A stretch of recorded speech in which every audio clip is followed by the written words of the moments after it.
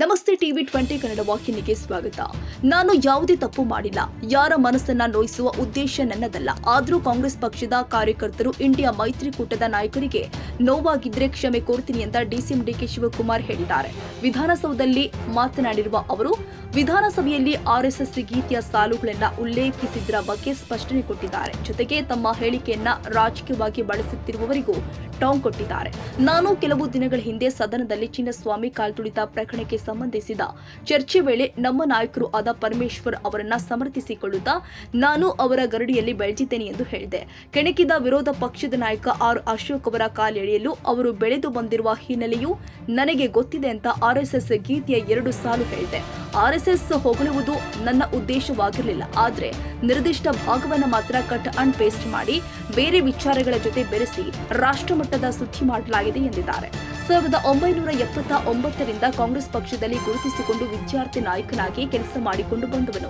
ನಾನು ಹೊಸದಾಗಿ ಪಕ್ಷ ಸೇರಿದವನಲ್ಲ. ಯಾರಿಂದಲೂ ಪಾಠ ಹೇಳಿಸಿಕೊಳ್ಳುವ ಅವಶ್ಯಕತೆಯೂ ಇಲ್ಲ. ಇಂದಿರಾ ಗಾಂಧಿ ಅವರು ನಿಧನ ಹೊಂದಿದ ಸಂದರ್ಭದಲ್ಲಿ ನನ್ನ ಟೂರಿಂಗ್ ಟಾಕೀಸ್ಗೆ ಇಂದಿರಾ ಚಿತ್ರಮಂದಿರ ಎಂದು ಹೆಸರಿಟ್ಟವನು ನಾನು. ನನ್ನ ಹಾಗೂ ಗಾಂಧಿ ಕುಟುಂಬದ ನಡುವಿನ ಸಂಬಂಧ ಭಕ್ತ ಹಾಗೂ ಭಗವಂತನ ನಡುವಿನ ಸಂಬಂಧ ಎಂದಿದ್ದಾರೆ. ರಾಜಕೀಯ ನಾಯಕನಾಗಿ ಹಾಗೂ ರಾಜಕೀಯ ಶಾಸ್ತ್ರದ ವಿದ್ಯಾರ್ಥಿಯಾಗಿ NSUIನಲ್ಲಿ ವಿದ್ಯಾರ್ಥಿ ನಾಯಕನಾಗಿ ಬೆಳೆದವನು ನಾನು. ಗಾಂಧಿ ಕುಟುಂಬ ಹಾಗೂ ಅದರ ಕೊಡುಗೆ ಸೇರಿ ಕಾಂಗ್ರೆಸ್ ಪಕ್ಷದ ಇತಿಹಾಸ, RSS ಇತಿಹಾಸ, ಬಿಜೆಪಿ ಇತಿಹಾಸ, JDS ಕಮ್ಯುನಿಸ್ಟ್ ಪಕ್ಷಗಳ ಇತಿಹಾಸ, ಅಜೆಂಡಾ ತಿಳಿದಿದ್ದೇನೆ. ಇದು ನನ್ನ ಕರ್ತವ್ಯ.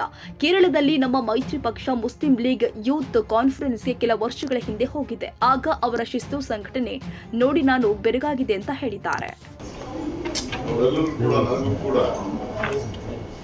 ಅವರ ಪಕ್ಷ, ಅವರ ಸಿದ್ಧಾಂತ, ವಿರೋಧ ಪಕ್ಷದ ಸಿದ್ಧಾಂತ ಎಲ್ಲ ಕೂಡ ನನಗೆ ಅರಿವಿದೆ ಅನ್ನೋ ಮಾತನ್ನ ಅವರಿಗೆ ಏನು ಅಷ್ಟೇನಲ್ಲ. ಪ್ರಜಾಪ್ರಭುತ್ವದ ವ್ಯವಸ್ಥೆಯಲ್ಲಿ, ಸಂಸದೀಯ ವ್ಯವಸ್ಥೆಯಲ್ಲಿ ನಾನು ಅಸೆಂಬ್ಲಿಲೇ ನನ್ನ ಆಚಾರ ವಿಚಾರಗಳನ್ನು 1979 ಸತತವಾಗಿ ವಿದ್ಯಾರ್ಥಿ ನಾಯಕನಾಗಿ ಕಾಂಗ್ರೆಸ್ ಪಕ್ಷದಲ್ಲಿ ವಿದ್ಯಾರ್ಥಿ ಸಂಘಟನೆಯಲ್ಲಿ ಗುರುತಿಸಿಕೊಂಡು ಕೆಲಸವನ್ನು ಮಾಡಿಕೊಂಡು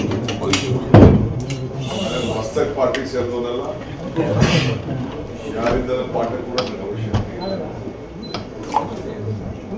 ಇಂದಿರಾ ಗಾಂಧಿ ಅವರ ದಿನ ನನ್ನ ಚಿತ್ರಮಂದಿರಕ್ಕೆ ಟೂರಿಂಗ್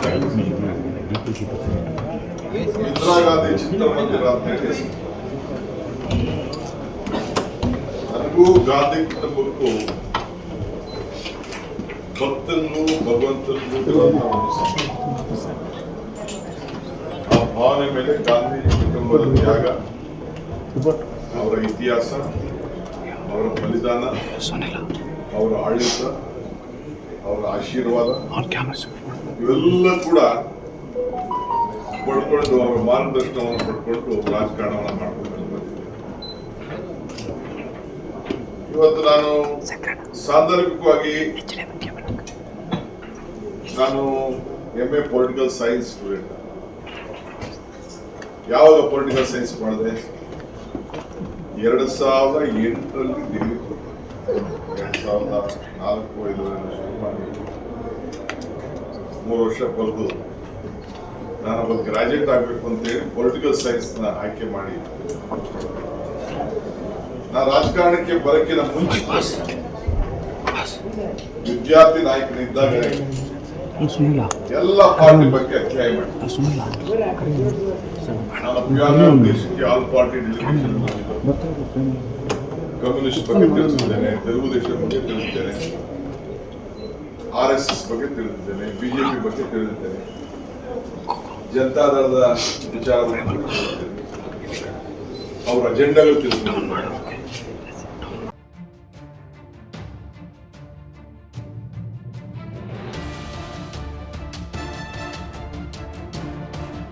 ಕನ್ನಡಿಗರ ಮೆಚ್ಚಿನ ನಿಮ್ಮ ಟಿವಿ 20 ಕನ್ನಡ ವಾಹಿನಿ ಇದೀಗ ಟಿವಿಯಲ್ಲಿ ಲಭ್ಯ. ಕರ್ನಾಟಕ ಮತ್ತು ದೇಶ ವಿದೇಶದ 360 ಡಿಗ್ರಿ ಸುದ್ದಿ ವಿವರವನ್ನ ಪಡೆಯುವುದಕ್ಕೆ TV20 ವಾಹಿನಿಯನ್ನು ಲೈಕ್ ಮಾಡಿ, ವಿಡಿಯೋಗಳನ್ನ ಶೇರ್ ಮಾಡಿ, ಕಮೆಂಟ್ ಮಾಡಿ, ಸಬ್ಸ್ಕ್ರೈಬ್ ಮಾಡಿ. HCN ಕೇಬಲ್ 842 ನಂಬರ್ನಲ್ಲಿ ಹುಕ್ಕೇರಿ ತಾಲೂಕು ಹಾಗೂ ಸಂಕೇಶ್ವರದ ಸುತ್ತಮುತ್ತಲಿನ ಹಳ್ಳಿಗಳಲ್ಲಿ ಲಭ್ಯ. PCN ಕೇಬಲ್ 129 ನಂಬರ್ನಲ್ಲಿ ಹಾರುಗೆರೆ ಸುತ್ತಮುತ್ತಲಿನ ಹಳ್ಳಿಗಳಲ್ಲಿ ಲಭ್ಯ. ರಾಯಬಾಗ್ ಡಿಜಿಟಲ್ ಚಾನೆಲ್ ಕೇಬಲ್ 80ನೇ ನಂಬರ್ನಲ್ಲಿ ರಾಯಬಾಗ ತಾಲೂಕಿನ ಸುತ್ತಮುತ್ತಲಿನ ಹಳ್ಳಿಗಳಲ್ಲಿ ಲಭ್ಯ. UDCN ಕೇಬಲ್ ನೆಟ್ವರ್ಕ್ ಉಗಾರ ಸುತ್ತಮುತ್ತಲಿನ ಹಳ್ಳಿಗಳಲ್ಲಿ ನಿಮ್ಮ TV20 ಕನ್ನಡ ವಾಹಿನಿಯೂ ಲಭ್ಯ.